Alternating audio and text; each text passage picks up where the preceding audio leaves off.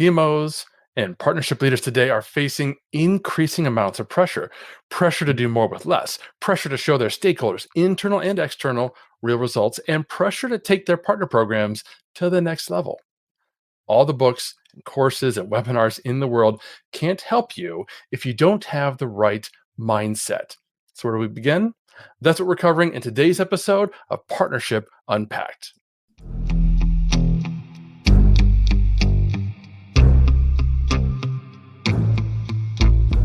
This is Partnership Unpacked, your go-to guide to growing your business through partnerships quickly. I'm your host, Mike Alton, and each episode unpacks the winning strategies and latest trends from influencer marketing to brand partnerships and ideas that you can apply to your own business to grow exponentially. And now, the rest of today's episode. Welcome back to Partnership Unpacked, where I selfishly use this time to pick the brains of experts at strategic partnerships, channel programs, affiliates, influencer marketing, and relationship building. Oh, you get to learn too. Subscribe to learn how you can amplify your growth strategy with a solid takeaway every episode from partnership experts in the industry. And after a couple dozen episodes, we've covered a lot of ground. We've talked about building strategic partner programs, working with influencers, and even how to start up a great affiliate program. But how are we supposed to accomplish these goals, juggle competing priorities, and keep our personal and professional lives balanced? That's what Angus Nelson is here to help us with. If you want to model the best, why not look to someone who's worked with executives and brands like Walmart, Coca-Cola, Disney, and Adobe? I've known Angus for years and I've always been impressed with his knowledge and style and couldn't wait to bring him on to share his years of best practices as an executive strategist. Hey, Angus, welcome to the show. I love the fact that I'm here to hang out with you, but even more so, your intro is awesome. So yeah, I'm like fired up over here. Bring it. Let's bring the heat. Love it. I'll tell you a little secret. Everyone that is on the show, they give me their bio, right? I mean, you did it. I had you fill out a form and I get their bio, but I never just read the bio. I reword it. And that's something I was actually taught by a podcast company out of the UK. They said, here, change the bio a little bit so that you're leading with, what the value is to the audience. Because a lot of people, myself included, we may not necessarily write the best bio. Your bio itself was fine, but I just moved things around. So thanks for calling that out. Appreciate that observation. All your years of blogging are paying off. Very true. So let's start with a little bit of background. So I like to do this, help my audience understand, why did I bring on this guy, right? So you're working exclusively with men today. Typically, I would say successful men who want to take their work and their lives to the next level. Why? What's your origin story? So as you kind of read in the bio, my background was, in this place of working with Fortune 500 brands all around innovation. I ran an innovation association coming out of 08 and 09. There was all of this peer-to-peer crowdfunding, crowd lending. There was blockchain. There was autonomous vehicles. All these things that are now becoming more ubiquitous at the time were revolutionary. And we were tracking all of the progression, the investments in the space. And so we're following all the startups as well as giving opportunity for these big brands to either disrupt themselves, find partnerships, or acquisitions. My role was on the people side of it. So I ran all of the curriculum, webinars, live events that we did. And I worked very closely with all of our clients. And so in those relationships, I would have these conversations and they would inevitably roll into the challenges and the struggles that they themselves as an individual were struggling with, more so than digital transformation, innovation, and all the other topics of de jour, the things that we were doing. And if I could back up a little bit more before that, my first business that I did about 14 years prior to that, I made all the mistakes. I started working too hard. I missed some deadlines and I made some bad calls and got the organization that I had founded in a lot of debt. We had the opportunity to ask for help. I didn't take it. I could have called to my board. I didn't do it. I did what a lot of men do is I shouldered all of that, put it on my back and said, I'm going to turn this ship around. I'm going to fix this. 60, 70, 80, 90-hour work weeks. Suddenly my wife is despising me for all the time I'm giving in the office. That's making me dive into this even more because I'm going to prove to her, prove to the community, prove to all the others. And in short order, I started coping, and it started with addiction issues with pornography and then alcohol. And then I started sleeping around. And in short order, I blew up the business, I blew up my marriage, and I blew up my sense of self. From that situation, I got to a point where I was literally suicidal. I won't go into all the details, but I had an opportunity to see a counselor. And when I went to this counselor, the first thing he opened my eyes to was this whole thing about psychology and the way that we think and the mindset that we have towards ourselves and how that operates and impacts those around us. I started learning about this human behavior and emotional intelligence and all these terms I didn't necessarily know anything about. And now bring this back to me running these organizations. And I started to see the same patterns of my life and all the things that I went through. I started to see in a lot of the clients that I had within this organization and the propensity they had for following the same trajectory. And I learned that this was a thing. This was called coaching. So I became this executive strategist helping specifically men because I believe on many levels that men following that same suit is we will isolate and we will be alone and we will think we're the only one. And because I have such great perception on that and I have incredible experience in that, I've made that my goal. Add to that a lot of the cultural dynamics about equity and about equality and all the elements that a man in leadership, particularly middle-aged white men, all those issues require a number of elements of self-awareness, emotional intelligence, et cetera, et cetera. And all that plays part in how I help great leaders become incredible leaders. Love that. I appreciate your transparency, the vulnerability that comes through. And I know myself and everybody listening can relate to so much of what you just said, both having gone through a lot of those things and still going through a lot of those same kinds of situations. We're putting everything on our own shoulders and so on. But I also, I love the overarching truth that you've just shared, which is that you're finding success because you've made the mistakes and you're now helping others understand, hey, I can help you kind of avoid some Yeah. of those mistakes in the future. You mentioned my blogging career. That's what my blogging career has always been. Here's what I got wrong about LinkedIn or Twitter or whatever. And here's how you can, skip that mistake. You can go off and make all kinds of mistakes on your own, but at least you can skip this mistake because I'm going to share with you how I And did. isn't this the truth that we think like, oh, I learned from my mistakes? But should you? Why? Yeah. Like, is it smarter to learn from other people's mistakes? Isn't it smarter to have intervention and wisdom and insights to now all of a sudden extract that and let that be your advantage? This is the thing that people get in their minds is they think like, hey, I can figure this out. And I just wrote a post the other day. I said, the problem with success is success itself because we think what got us here is going to Mm, get us there, and it won't. It's like you have to upgrade. The name of our organization is Evolve, Evolve Men, is because at some level we need to evolve the way we think, the way we perceive, the way we show up, the way that we lead is a product of an internal transformation of ourselves to give ourselves permission to put on a bigger pair of pants, to wear some bigger shoes so that we can operate at a bigger level. A lot of these startups that I've worked with, when you're at a level where you've got 1 million, 3 million, and you're like, oh, yeah, we got a company. And then you go to a series A and they offer you this wad of cash, 10, 20, 40, $100 million. And now you've got a real company with real liabilities and real accountability. And that's where people start to crack because they were really cool when they were doing all the things. But now you want me to lead, but I'm used to staying in the weeds.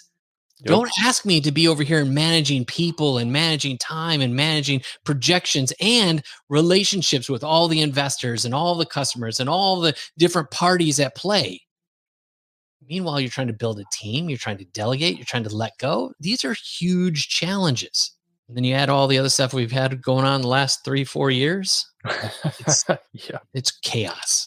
And so that's why what I do is not just a job. It's my passion. Is I want to Love set it. men free. Yeah.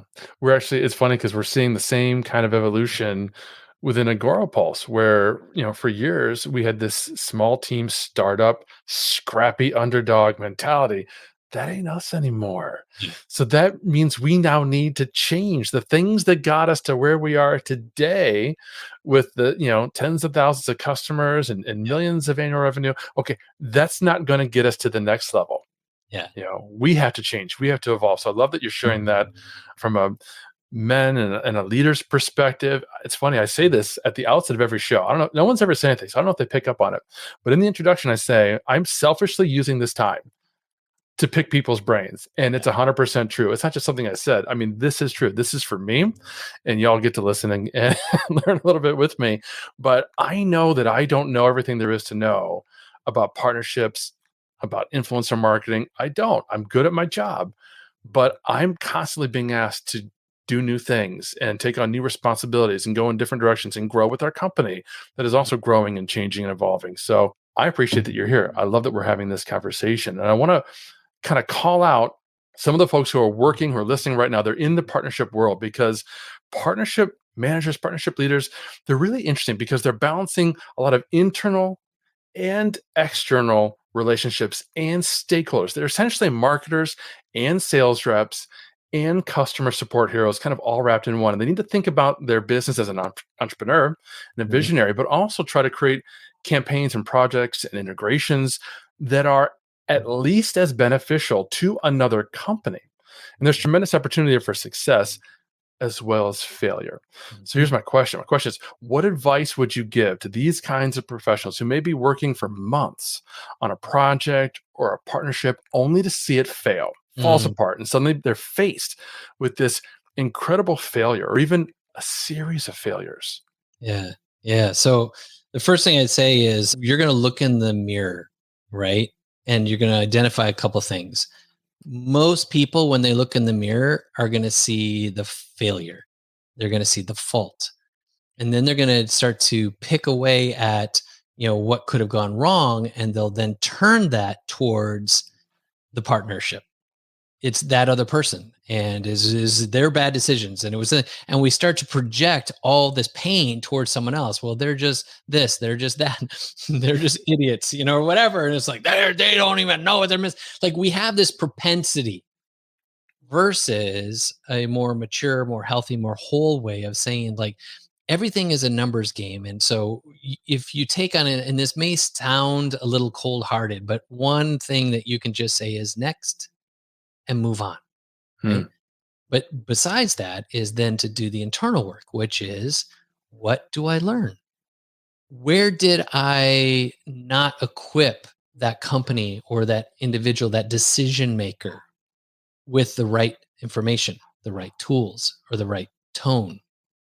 Where are the opportunities in my communication where perhaps I entered into that conversation from a place of scarcity, where I was putting too much pressure, need, I was putting on too much of my own desperation into the conversation and didn't even realize it. And this, again, is where self awareness is so critical. If you'll understand that the energy you bring into sales conversations, marketing conversations, writing copy, all of that is an expression of how I see myself. And if you're not in a healthy place, if you're operating out of scarcity, then the things that you say, the things that you do, and the things that you write will reflect that, even on some weird subconscious, energetic level. And this is why doing the elements of self work, personal development, mental health is so critical, because the energy you carry into whatever you're doing is going to transfer. And if you're instead coming from a place of abundance and joy, a place of opportunity and optimism, well, shoot, man, everybody loves to work with happy people. So you're already got a foot in the door. Now it's about crunching through the numbers and the execution of actually bringing a solution into a new company. But if you really break down, how did this thing fall apart, and be really honest and humble with yourself to say, the lessons that I learned from this are now the wisdom I gain. Those things become my new skill set as I evolve myself. And now that becomes my advantage for my future. Love it. I went through a little over a week of NLP training Mm, last year.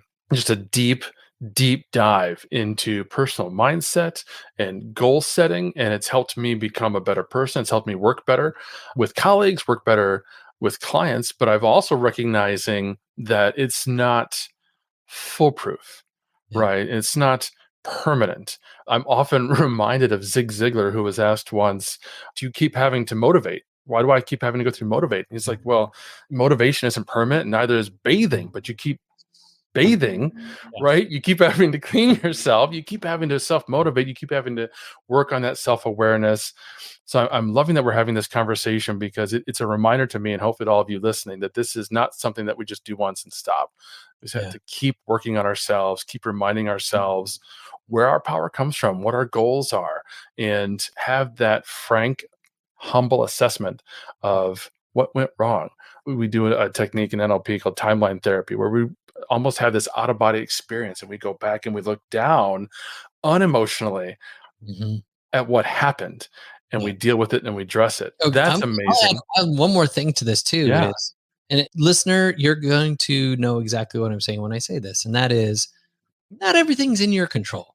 And you may have done the best delivery, communication, process of this entire engagement, and something fell apart on the other side.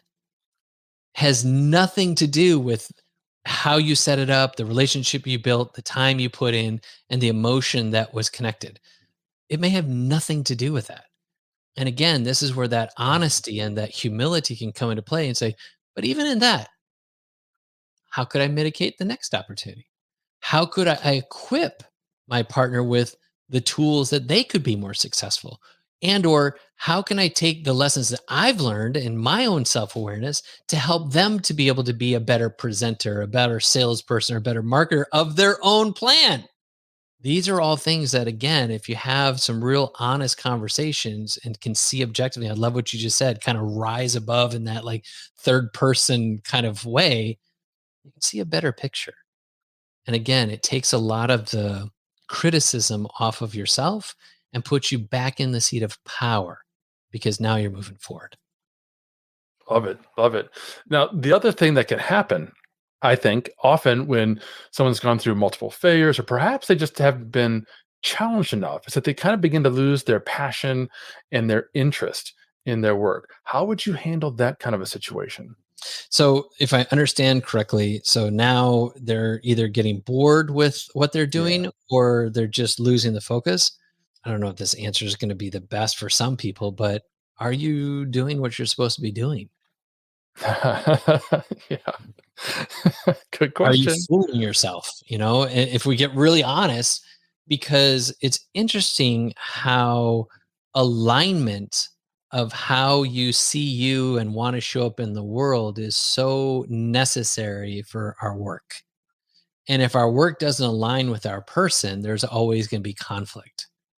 So, how you see yourself and the things that you do, if you're losing energy, you're losing perspective, you're losing that verve, that motivation, so one side would be, hey, are you in the right place? And if you get to the end of that sentence, you're like, yeah, I'm absolutely in the right place. I totally want to do this. I just don't understand. Well, the number two is, are you in burnout? So are you in a state where you are over indexing effort? In other words, you are striving, manipulating, and manufacturing your future rather than coming from a place of what I said before, abundance. If you're in scarcity, then everything you're doing is trying to push a ball up a hill and you're using way more energy. You're exerting way more striving and manipulating and manufacturing to make an expected outcome come to pass versus coming from this place of abundance where now you're, and I like to say, it's the difference between wielding and yielding. Mm. Instead of trying to wield power to make something happen, you get to this place where you yield. And so now when you step into a room or a conversation with a person, you're doing it in a way that you're inviting them into the process, whether that be sales or marketing or whatever. And you're doing it from a place that almost feels life giving and effortless because you're doing it from a place where you're not trying to make something happen. You're doing it because Making things happen is just who you are, it's what you do. And so your expectation now becomes, hey, we're going to go make some stuff happen. And from that comes a place of peace, a place of connection, and a place of recreation. And now all of a sudden you move out of burnout and into this place of connection and a place of alignment. When we get to that place where we're bored, distracted, in that place of like we don't have the same fire and drive, oftentimes it's because we're pushing into a part of our creation that is actually exasperating our energy. It's robbing us of who we are and what we're capable of. However, if you feed your soul, feed your mind, feed your heart with a perspective on how your business or how your part in the business, the role that you play, is creating transformation, is creating opportunity, is creating possibility for your clients, for those businesses, for those partnerships. Well, now you step into a place where instead of trying to sell, you slide into a place to solve. And this place of solution feels a lot lighter. And so these are just some of the mind hacks we have to give ourselves to put into a place of getting that flow back into what we do. And with that flow will come the joy. So that's the two things. One, are you in the right place? And then two, are you in the right state? A state of scarcity or a state of abundance? A state of striving or a state of serving? A state of selling or a state of solving?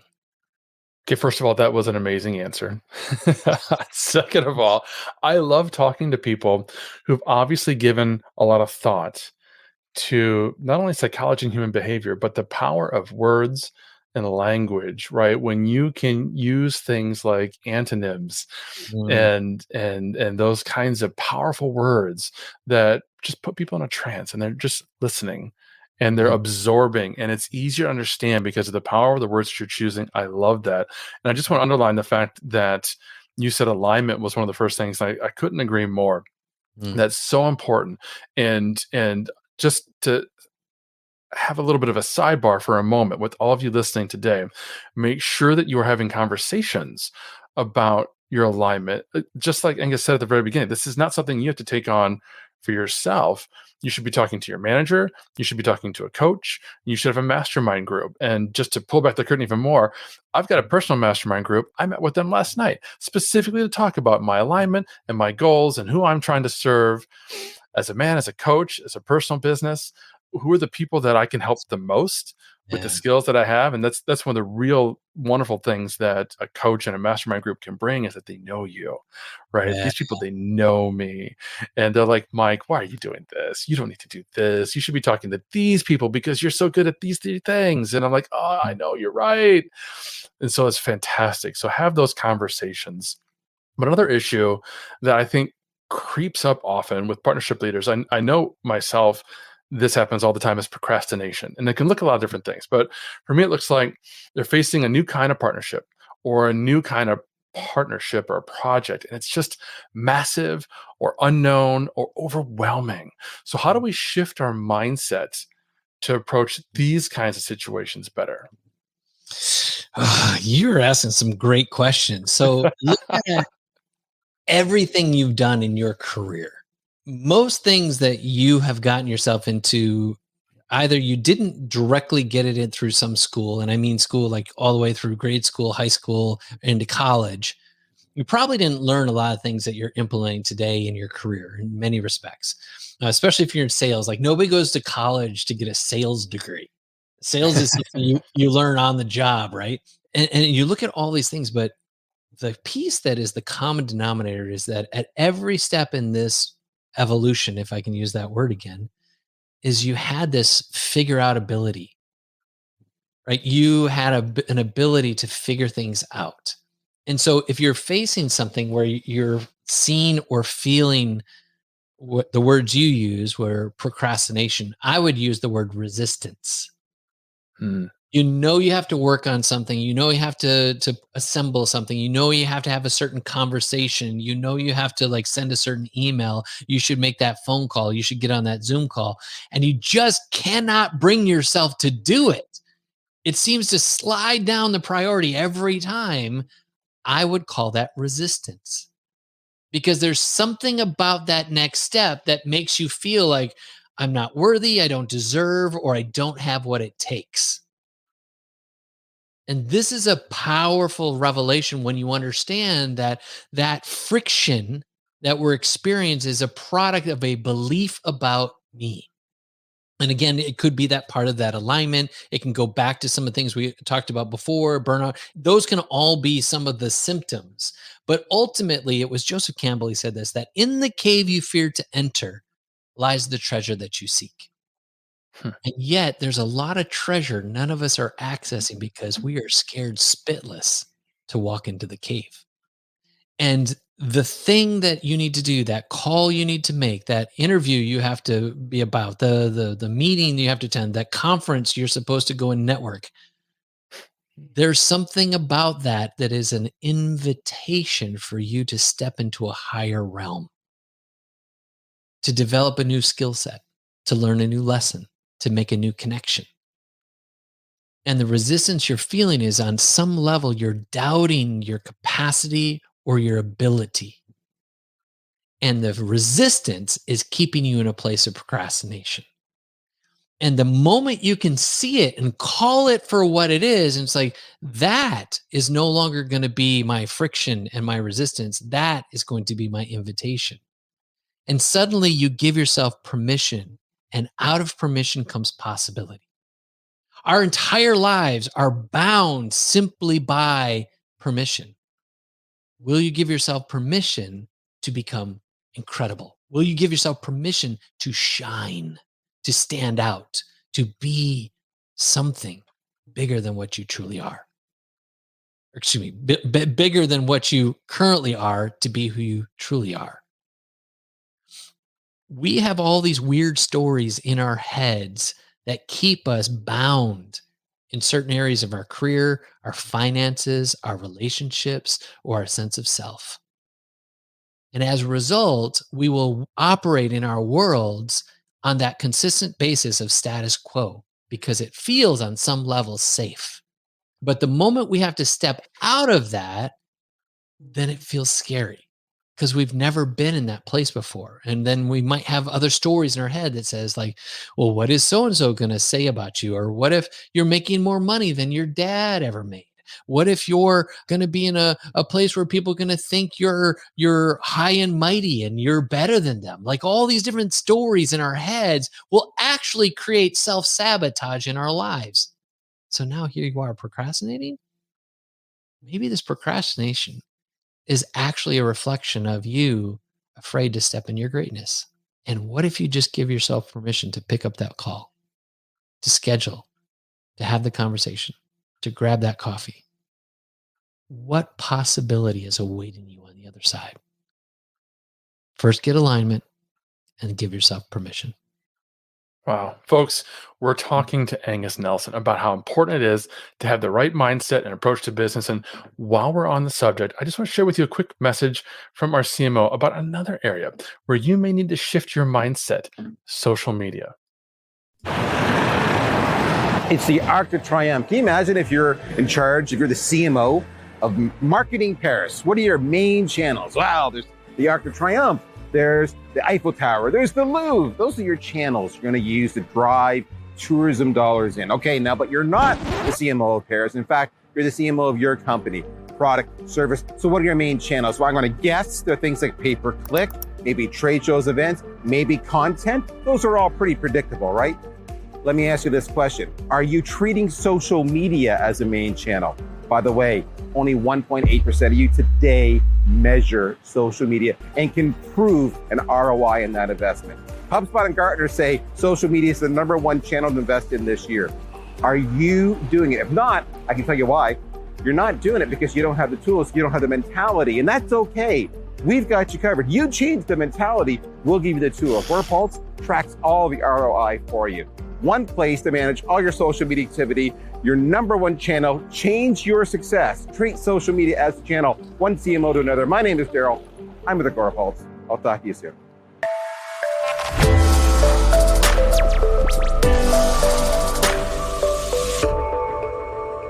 All right, Angus, we're talking about people who are or should be leaning into their greatness. And one of the things I'm seeing with just great partnership leaders and CMOs, generally speaking, they're investing a tremendous amount of time into building professional relationships, which today means melding social media with virtual meetings and whenever possible, in-person events and meetings, which means travel and long hours. And I'm seeing that take a toll on personal relationships, friends, significant others, spouses. How do you balance that? Man, I had to go through this just recently when you and I hung out last in San Diego, Mm. and I was doing a 3 week stint in the United States. And my family lives in Lisbon, Portugal.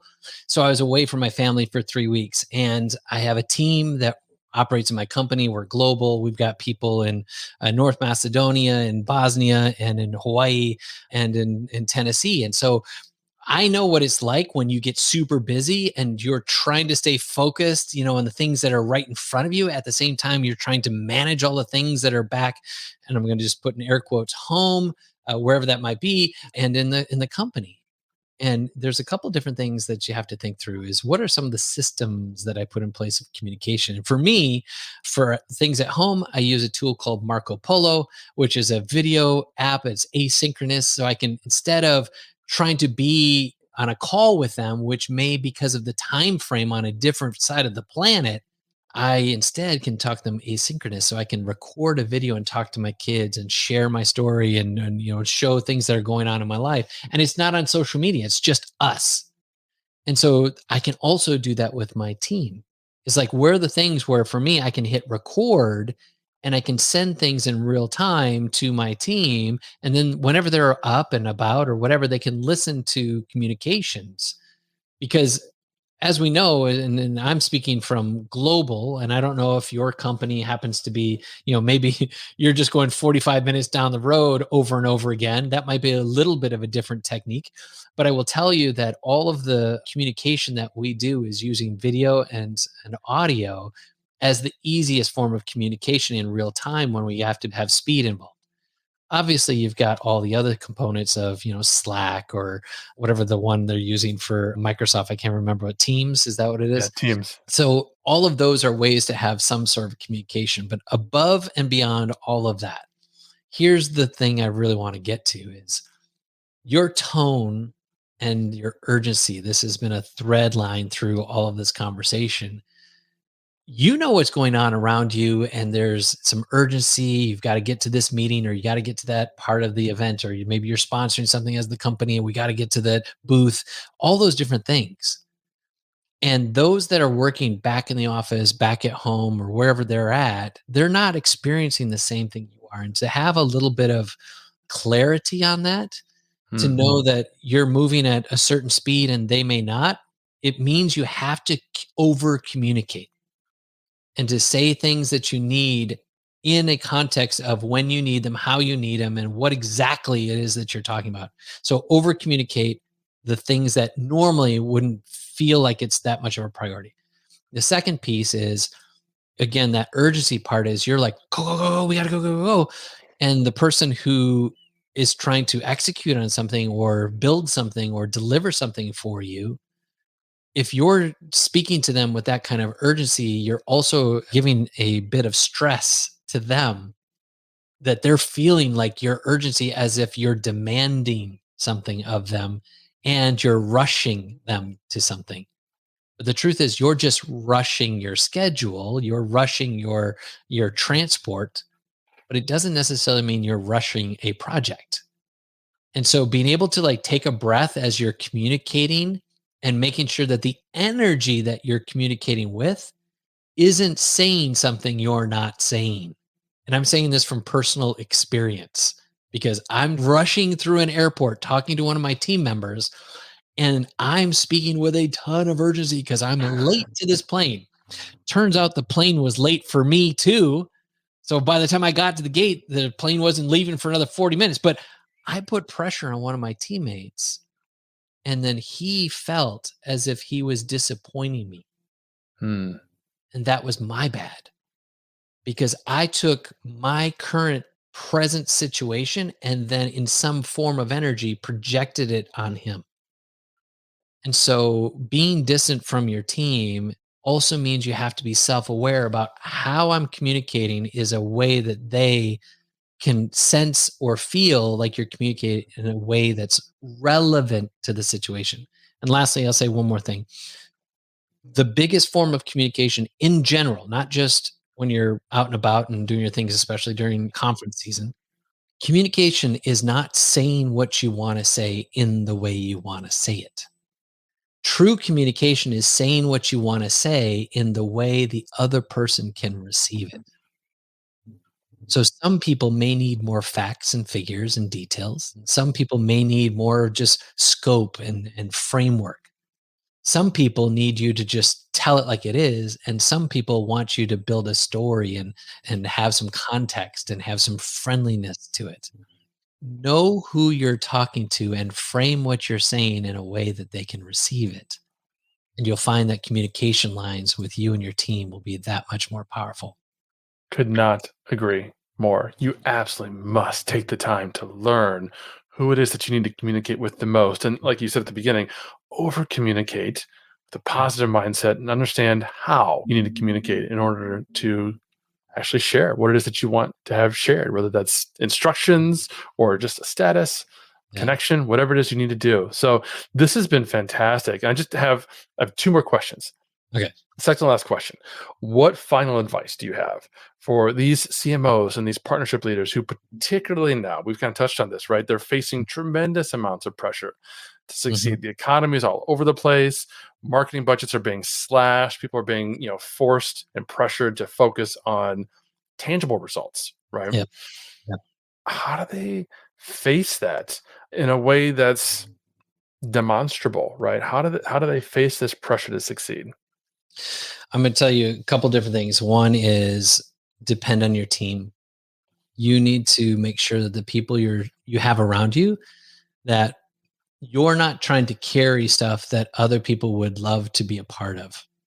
Giving people ownership over the future of whatever project or product and things that you're working on, people want to feel like they're a part of it. And sometimes we will withhold because we don't either know exactly what we want in that moment, or we don't have an answer to that situation, or we don't want them to see that we might be feeling inadequate in that moment or stupid in that moment. And we're just trying to figure out ourselves. But if you invite more people into the situation, you can find solutions faster. So involve your team as much as possible. Number two is don't be afraid of making the mistake I made was not asking for help. So don't be afraid to ask for help, not just with your team. Now, who else is on the company team? Like, could they be above you? Is it a superior? Is it a peer? Because many people think that if I share with somebody that I need help, that in some way that makes me weak. And I Mm. would tell you it can actually make you strong because the perspective you have is we need each other. You have smarts in this area, and I could use some of your smarts right now because I'll help you with smarts in other areas. And suddenly, the person you're asking doesn't look at you and go, "Oh, you buffoon! You don't know how to figure this out. You are an idiot." No, instead, they say, "Oh man, yeah, I would love to help you," because there's something about you asking that makes them, on some level, feel like, well, they matter, like they were important enough for you to ask. Contextually, you have to give yourself a different context in your mind because how you ask will determine how you receive. So if you ask from a place of weakness, cowardness, I'm going to look dumb, I'm going to look stupid or whatever, then the way you say it is going to make you look dumb and stupid. Yep. But if you approach it from a place of power, knowing who you are, like, hey, I've got a situation, a challenge here that I'm going to need some other brilliance wrapped with me because we need each other to make this thing happen. Suddenly, you've got a different energy and a different vibe coming from everyone in the room, top or bottom, right? Last thing, you need someone to talk to outside of your business. There are conversations you're having in your head that you dare not speak with other people because of maybe it may look like you're in a place of weakness. Get a counselor, get a therapist, get a coach, get a mastermind, get an outside party that is not attached to the brand, that is a safe place, that can be a mirror. I don't know if you've ever had this issue where you went out on lunch and you grabbed something to eat, and oh man, that broccoli, it was just perfectly done. And you go about your day and you get home at night and drop the keys off in the little bowl, and you're getting your coat off. You look in the mirror and you smile, and all of a sudden you see this thing in your teeth. You're like, that's the broccoli that I had at lunch. And nobody told me I had that broccoli in my teeth this whole afternoon. Nobody said anything. That's the outside party. Is they show up a mirror to you and reveal to you the things you cannot see in yourself. That counselor, that coach, that therapist, that whoever that other party is going to say, "Hey, Mike, have you considered this?" Or maybe that person was reacting to that. Or maybe the perspective you have on this challenge is actually looking more like that. And suddenly you can get objectivity and honesty about addressing a challenge you might be facing. So, in light of all the stress and all the pressure and all the change we're experiencing in our companies, there has never been a better time for us to surround ourselves with others. If you look at the data, the number one thing that is crushing people emotionally is loneliness. We need community, every one of us. And what better place to have community than both in your company and without your company? You need others to help you succeed. They will lift you up when you need it. They will correct you when you need it. And they will help you flourish and become a more powerful and incredible leader if you'll let them. Absolutely. And now my last question is my favorite question. And I can already envision how you're going to answer. I ask this question every time. Okay. I don't tell people how to answer. I love how they do. This is one of my favorite points of the show. But how important have relationships been to you personally throughout your entire career? I would not be here today if I didn't have relationships in my life. It was coming out of that dark season that I told you about that I was a recluse for 3 years. Like, I stayed in my house. I didn't do jack with anybody. I didn't talk with anybody. I didn't interact with anybody. I just felt sorry for myself. And when I came out of that and I started to give value to me, I went all in on developing relationships. And I developed these skill sets about making people feel good about themselves. And the interesting thing was, I was finally in a place where I had nothing to gain, nothing to prove, and nothing to lose because I'd already lost it all. I'd already jacked up my life. And so there's nothing anybody could say to me that could make me feel bad about myself. I'd already put myself through the ringer. So now it's like, if you say something, I'm like, well, that's your opinion. Cool. But as I grew, I started networking. And just real funny story is I went into 2008, 2009. I told you about, we were starting to observe, the transformation through all that. Well, what I didn't tell you was I actually did a stint before we started the Innovation Association as a stay-at-home dad. I was finishing my book and I was taking care of a toddler and an infant at the same time. Great skill sets, and learning about how to be a dad. And I started writing about it, and I had a dad blog. And there was an event in Austin, Texas, and I went to be a part of this dad blogging event. In the evenings, South by Southwest was going on in the interactive, so all the technology. And I had an identical twin brother, and he was the head of social for this little company called Salesforce. And he had the expense account. He was staying at the W. I'm like, bro, I'm staying with you. I'm going to sleep in your bed, and I'm going to, hang out with you. So in the daytime, I did all the dad blog stuff. At night, he took me to all the tech parties, and he introduced me to everybody by having me pretend to be him. Again, we're identical twins. So he points somebody out and he's like, that's so-and-so from such and such. And you even said, some of our mutual friends, you brought up Falls. I didn't meet him at that event, but I met him as a result of all this. But it was Chris Brogan and Gary Vaynerchuk and Brian Solis and Jeremiah Aoyang and like all the guys in the enterprise space or a product of my brother saying, that guy is a hugger or shaker, go. And I'd walk up to him and I'd give him a hug or give him a shake. I'm like, hey, what's up? And it's like, what's up, Marcus? And then like 4 or 5 minutes later, Marcus would walk up behind them or behind me and they'd be like, what the what? And that's how I met everybody. And Wow. one of those people I mentioned was Jeremiah Aoyang. And a year later, we had stayed friends. I was interviewing at a job down in Palo Alto. And I said, I'm in town. And he's like, hey, I'll pick you up. We went and hung out. We did this big geek tour. He showed me all the things about Palo Alto. And then we ended up the evening talking about human behavior at some seedy bar in Palo Alto. And just a few months later, I got wind that he was starting a new company. I was like, you want some help with that? And he gave me a shot. And he could have hired anybody from the Bay Area. And he hired me. That changed the directory of my life just through relationships. And I've never quit.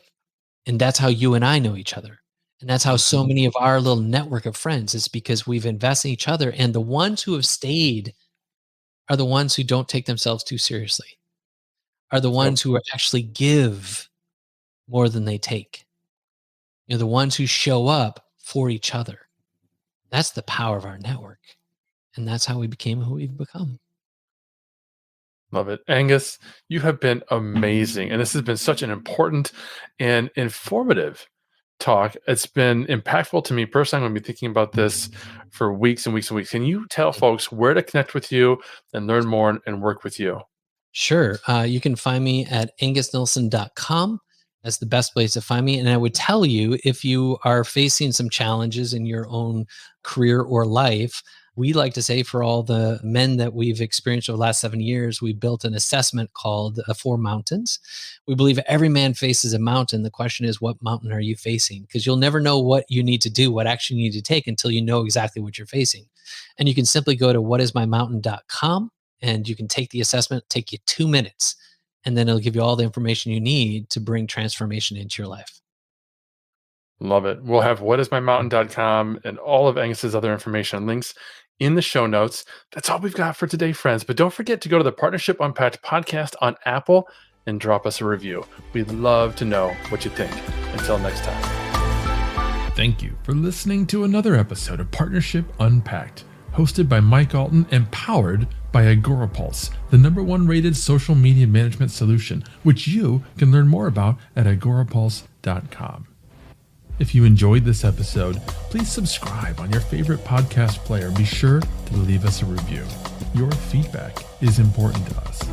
And if you want to be part of our audience during live broadcasts, take a look at our calendar at agorapulse.com/calendar.